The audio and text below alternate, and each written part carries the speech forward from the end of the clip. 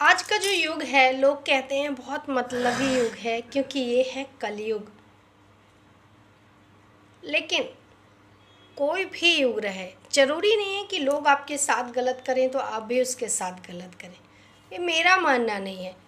लोग अगर गलत करते हैं आपके साथ तो करने दीजिए, ये उनकी सोच है। उनके लिए आप अपनी सोच क्यों बदलना। हम जैसे हैं वैसे रहें। इसी पे एक आपको बहुत अच्छी सच्ची घटना बताते हैं। एक बार एक नदी में एक साधु सन्यासी जी थे जो नहा रहे थे, स्नान कर रहे थे। नहाते समय उनको एक बिच्छू था जो डंक मार रहा था, बार बार काट रहा था। वो क्या कर रहे थे, वो सोच रहे थे ये जो बिच्छू है ये डूब ना जाए कहीं, तो वो उस बिच्छू को हाथ में से उठा के बाहर फेंक दे रहे थे। कई बार उन्होंने बाहर उठा उठा के फेंका, बिच्छू था फिर पानी में आ जाता था, फिर इनको डंक मारता था। लेकिन साधु को चिंता थी कि कहीं ये डूब ना जाए।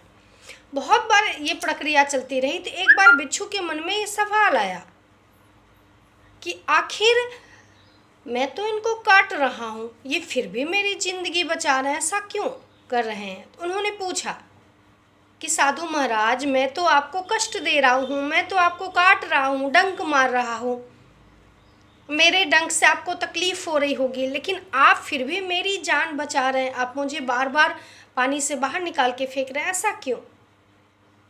उन्होंने एक बहुत ही खूबसूरत सा जवाब दिया कि तुम्हारा काम है, मतलब कि आपका काम है बिच्छू महाराज कि डंक मारना, तो आप डंक मार रहे हो। मैं हूँ साधु सन्यासी, मेरा काम है लोगों के जीवन को सेफ रखना, बचा के रखना, तो इसलिए मैं आपकी ज़िंदगी बचा रहा हूँ। तो आप अपना काम अगर नहीं छोड़ सकते तो मैं आपके लिए अपने विचारों को क्यों बदलूँ।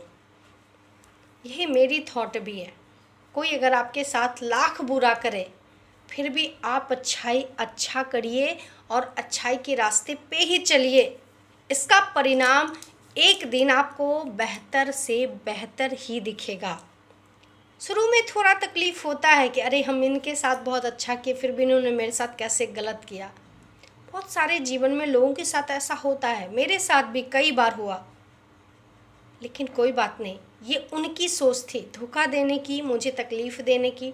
मेरी सोच है उनको सम्मान देने की, स्नेह देने की। तो अगर वो अपनी फितरत नहीं बदल सकते तो मैं अपनी फितरत क्यों बदलूं भला।